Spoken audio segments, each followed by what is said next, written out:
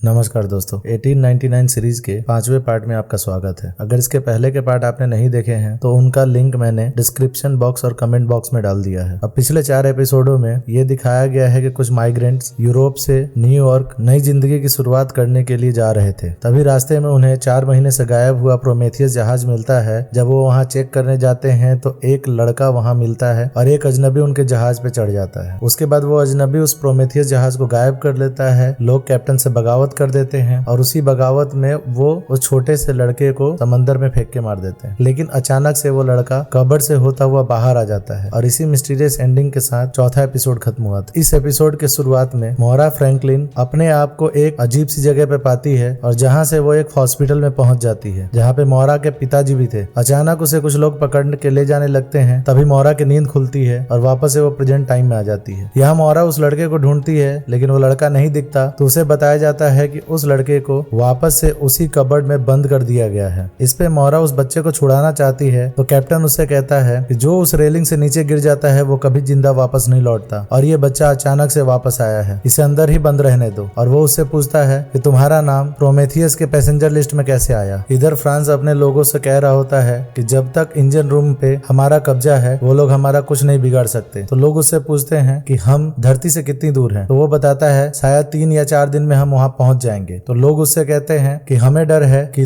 वहां पहुंचते ही हमें गिरफ्तार करके जेल में डाल दिया जाएगा क्योंकि हमने कैप्टन के साथ बगावत की है। इस पर क्रेस्टर की मां कहती है कि हम किसी हालत में आत्मसमर्पण नहीं करेंगे, हम उनका सामना करेंगे। तभी टोबे वहां से उठती है और अपने भाई क्रेस्टर के पास चली जाती है। टोबे क्रेस्टर से कहती है कि हमारी माँ पागल हो चुकी है, लेकिन वो जो आवाज सुनती है वो गॉड की है और गॉड उसे सही रास्ता दिखाएंगे। बातों बातों में ये पता चलता है कि टोबे ने भी किसी लड़की को मार दिया था और इसीलिए वो यहाँ पे है। इतना सब कुछ कहने के बाद टोबे एक बंदूक उठाती है और अपने भाई के पास से चली जाती है। इधर लूशियन क्लेमेंस को लेके एक रूम में छुपा हुआ था। वहाँ क्लेमेंस उससे कहती है तुमने हमेशा मुझसे झूठ कहा है, ना तुम मुझसे प्यार करते हो ना ही कुछ सच बताते हो और ना ही तुम लेफ्टिनेंट हो। अब सच सच बताओ कि तुमने क्या किया है। तभी सीन कट होता है और टोबे को दिखाते हैं जो कैप्टन से मिलने गई थी। टोबे कैप्टन से मिलती है और कहती है कि मैं भी आप लोगों का साथ दूंगी। तभी कबर्ड को वो बच्चा अंदर से खटखटाने लगता है जिससे मोहरा को लगता है कि वो तकलीफ में है और वो कबर्ड को खोलने जाने लगती है। सारे लोग मोहरा को मना करते हैं और उसके ऊपर बंदूक तान देते हैं और कहते हैं कि यदि तुमने वो कबर्ड खोला तो हम तुम्हें गोली से मार देंगे। मोहरा फिर भी नहीं रुकती और वो जाके कबर्ड खोलने पहुंच जाती है। तब तक वो लोग गोली चला देते हैं। अचानक कबर्ड के पास से एक शक्ति सी निकलती है और पीछे का समय एकदम बिल्कुल रुक सा जाता है। सारे लोग जो हवा में थे हवा में रह जाते हैं, गोली भी वहीं रुक जाती है। लेकिन मोहरा के पास का समय नहीं रुका हुआ रहता,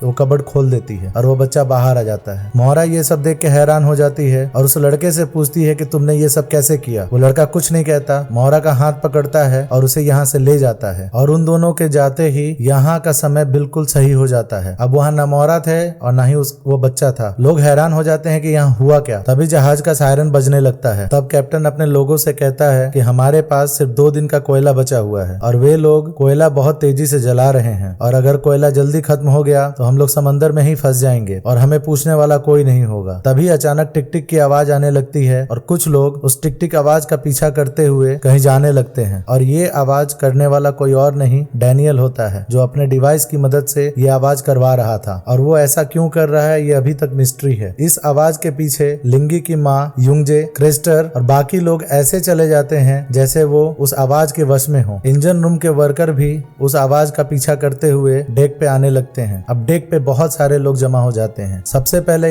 लिंगी की माँ युंगजे पानी में छलांग लगा देती है, फिर क्रेस्टर भी छलांग लगा देता है और उनके पीछे वो सारे व्यक्ति छलांग लगाने लगते हैं। मोहरा उस बच्चे से पूछती है कि ये आवाज कैसी है और लोग इसके पीछे क्यों जा रहे हैं। तो बच्चा कुछ नहीं बोलता, एक पेज पे कुछ लिखता है और उसे दिखाता है। उस पेज पे लिखा था दे आर लिसनिंग, इसका मतलब वे लोग सब सुन रहे हैं। उसके बाद वो उसके कानों के पास जाता है और फुसफुसाते हुए कहता है कि मैं तुम्हें कुछ नहीं बता सकता, तुम्हें क्रिएटर से पूछना पड़ेगा। इधर कैप्टन गैलरी में अपने साथियों के साथ फ्रांस के सामने आ जाते हैं। थोड़ी बहसबाजी के बाद वो एक दूसरे को मारने के बजाय बाकी बचे हुए पैसेंजर्स और लोगों को बचाने के लिए फैसला लेते हैं। इधर मोहरा फ्रैंकलिन को वो बच्चा इशारों में बेड के नीचे बने उसी बॉक्स टाइप के जगह पे चलने का कहता है। अब वो उस बॉक्स में जाके उस कॉकरोच नुमे कीड़े को छोड़ देता है। मोहरा भी उसके पीछे पीछे जाने लगती है। तभी कॉकरोच आगे बढ़ता है और एक दरवाजा खुलता खोलता है, जिससे मोरा जब बाहर निकलती है तो वो अपने आप को पहाड़ों में पाती है। इधर डैनियल को कुछ शक होता है, वो भागता हुआ उसी कमरे में आता है, लेकिन तब तक वो दरवाजा बंद हो चुका था। अब उस पोर्टल के बंद हो जाने के चलते डैनियल कुछ नहीं कर पाता, तो अपनी डिवाइस निकालता है और उस डिवाइस की मदद से उस पोर्टल को दोबारा खोल देता है और वो भी वहां से बाहर आ जाता है। वो उस लड़के से मिलता है और कहता है कि तुम्हें मोरा को यहाँ लेके नहीं आना चाहिए था, वो लोग उस जहाज को डुबो देंगे और जब तक तुम यहाँ पे हो, सेफ हो, तो तुम यहीं रहना, कहीं आने जाने की कोशिश मत करना। और इतना कह के डैनियल वापस चला आता है। इधर जहाज से लोगों का कूदना जारी है, लोग एक एक करके जहाज से कूदते जा रहे हैं। रमीरो भागता हुआ एंजल के पास पहुंचता है। एंजल बिल्कुल घबराया हुआ था और घबराते हुए गाना गा रहा था। लूशियन और क्लेमेंस लोगों को पानी में कूदते हुए देख के काफी घबरा जाते हैं। तभी उनके पास जेरोम आता है और जेरोम को देखते ही लूशियन उससे लड़ बैठता है और दोनों में हाथापाई होने लगती है, जिसमें जेरोम जीत जाता है और वो सबसे पहले क्लेमेंस को बांध देता है। उसके बाद वो लूशियन और खुद को भी बांध लेता है और वो कहता है हम भी उस आवाज के वश में आ गए तो कम से कम बंधे होने की वजह से हम बाहर जाके समंदर में नहीं कूदेंगे। टोबे भी अपने आप को और अपनी माँ को बांध लेती है। इधर ओलेक अपने आप को और लिंगी को बांध देता है। अब इधर सेबेस्टियन अपने केबिन में बैठा होता है तो वहाँ मैसेज आता है जिसका डिकोड करने पे मतलब था सिंक द शिप, यानी जहाज को डुबो दो। इधर डैनियल भागता हुआ आता है और उस रेडियो डिवाइस को बंद करने की कोशिश करता है। तभी एक वर्कर वहाँ पहुंच जाता है और वर्कर कहता है कि तुम इस डिवाइस के साथ क्या छेड़खानी कर रहे हो। दोनों में हाथापाई होने लगती है, लेकिन किसी तरह से भी डैनियल अपने डिवाइस का बटन दबा देता है, जिससे वो वर्कर वहीं बेहोश हो जाता है। सीन शिफ्ट हो जाता है और इधर मोरा को दिखाते हैं जो उस पहाड़ पे से एक घर टाइप की जगह को देखती है। जब वो उसके नजदीक पहुंचती है तो वो एक मेंटल हॉस्पिटल था। उसे ये हॉस्पिटल जाना पहचाना सा लगता है, लेकिन ये हॉस्पिटल बिल्कुल खाली था। वो रूम नंबर 1011 के पास पहुंचती है और उसका दरवाजा खोलती है। सामने एक चेयर लगा हुआ था जो बिल्कुल खाली था। अब उस चेयर को देख रही होती है, तभी उसके पिताजी वहां आ जाते हैं। उनके हाथ में एक इंजेक्शन था। मोरा को ये सब झूठ लग रहा था, लेकिन वो अपने पिताजी से फिर से पूछती है कि उसके भाई के साथ क्या हुआ। वो प्रोमेथियस जहाज पे गया था। वो अपनी सारी बातें फिर से दोहराती है। तभी वही दो लोग आके उसे पकड़ लेते हैं और चेयर पे बांध देते हैं और उसके पिताजी उसे वही इंजेक्शन देते हैं। थोड़ी देर बाद जब मोरा की आंखें खुलती हैं तो वो फिर से अपने आप को जहाज के ऊपर अपने बेड पे पाती है। मोरा बाहर निकलती है, तभी उसे कैप्टन दिखाई देता है। कैप्टन मोरा से पूछता है कि तुम कैसे गायब हो गई थी और कहाँ चली गई थी। तो मोरा बताती है ये सब उस बच्चे ने किया था। उसके हाथ में एक पिरामिड है जिसके द्वारा ये सब कर रहा है। और वो कैप्टन से कहती है कि उसका नाम मोरा फ्रैंकलिन नहीं है, उसका नाम मोरा सिंगटन है और उसके पिता का नाम हेनरी सिंगटन है, जो इन सारे जहाजों के मालिक हैं। उसके अलावा उन्हें लोगों के दिमागों से रिसर्च करना शुरू कर दिया था और ये जो लोग कूद रहे हैं ये भी मेरे फादर के एक्सपेरिमेंट का हिस्सा है। और शायद मेरे भाई को मेरे पिताजी के बारे में पता चल गया था, जिसके लिए उसने मुझे एक लेटर लिखा और मुझे न्यूयॉर्क में मिलने के लिए बोला। मोरा ये सब कैप्टन को बता ही रही होती है, तभी वो कॉकरोच नुमा कीड़ा वहाँ आ जाता है। मोरा पटाख से उसे पकड़ लेती है और पकड़ने के बाद वो उसी शाफ्ट में जाती है और उस शाफ्ट का दरवाजा खोल के कीड़े को उसमें डाल देती है और कैप्टन से कहती है कि हमें रास्ता दिखाएगा। और होता यही है, वो कीड़ा एक रास्ता खोल देता है। जब वो उस पोर्टल के जरिए बाहर निकलते हैं तो दोनों एक दूसरे को जंगल में पाते हैं। तभी कैप्टन को याद आता है कि वो इस जगह पे पहले भी आ चुका है। तभी कैप्टन के कानों में आवाज आने लगती है। उस आवाज का वो पीछा करता हुआ भागता है और अपने घर के पास पहुंचता है जो बिल्कुल जल चुका था। कैप्टन और मोरा उस घर के अंदर जाते हैं जहाँ कैप्टन बिल्कुल सरप्राइज था। वो मोरा से पूछता है कि एक इतने बड़े जहाज के अंदर इतनी बड़ी जगह कहाँ से आ सकती है। तो मोरा कहती है ऐसी एक ही जगह नहीं है, मेरे कमरे के अंदर भी एक ऐसा ही बॉक्स है और जहाँ से मैं मेंटल असाइलम में पहुंच गई थी। अब सीन यहाँ से शिफ्ट होके कर्बरोज पे पहुंचता है जहाँ पे सेबेस्टियन कैबिन के अंदर जाता है और वहाँ के क्रू मेंबर उसे बताता है कि एक ही मैसेज बार बार आ रहा है, इस जहाज को डुबो दो। इस पे सेबेस्टियन कुछ नहीं कहता। वो अपनी जेब में से वैसा ही डिवाइस निकालता है जैसा डैनियल के पास था और एक बटन दबाता है जिससे वो कैबिन क्रू का आदमी वहीं पर गिर जाता है। उसी वक्त मोरा और कैप्टन उस बॉक्स में से बाहर निकल के जहाज पे आ जाते हैं। यहाँ मोरा कैप्टन से कहती है कि शायद मुझे सब कुछ याद आ गया था, इसीलिए मेरे पिताजी ने मेरी यादें मिटा दी थी। इस पे कैप्टन कहता है कि मैंने भी तुमसे एक बात छुपाई है, जो प्रोमेथियस जहाज था उसका कैप्टन मैं ही था, क्योंकि पैसेंजर लिस्ट में मेरे ही सिग्नेचर थे। अब डेक पे से सारे लोग नीचे समंदर में कूद चुके थे। तभी आवाजें आना बंद हो जाती हैं और बाकी बचे लोग डेक पे आते हैं। ये बहुत ही कम बचे हुए थे। तभी सेबेस्टियन वहां आता है और कैप्टन को वो मैसेज दिखाता है जो उसे मिला था, जिसमें लिखा था सिंक द शिप। तो डैनियल कहता है कि वो लोग प्रोमेथियस को डुबाने के लिए नहीं कह रहे, वो इसी शिप को डुबोने के लिए कह रहे हैं। इधर मोरा के पिताजी हेनरी को दिखाते हैं, जिनके पास एक आदमी आता है तो वो कहते हैं कि उस लड़के एलियोट को लेके आओ, और वो एक खिड़की से उसी तरह के पिरामिड को देख रहे होते हैं। और इसी सस्पेंसफुल एंडिंग के साथ ये एपिसोड यहीं खत्म हो जाता है और पीछे बहुत सारा सस्पेंस छोड़ के जाता है। अब आगे के एपिसोड के लिए आप लोग बने रहें और मेरे चैनल को सब्सक्राइब कर दें।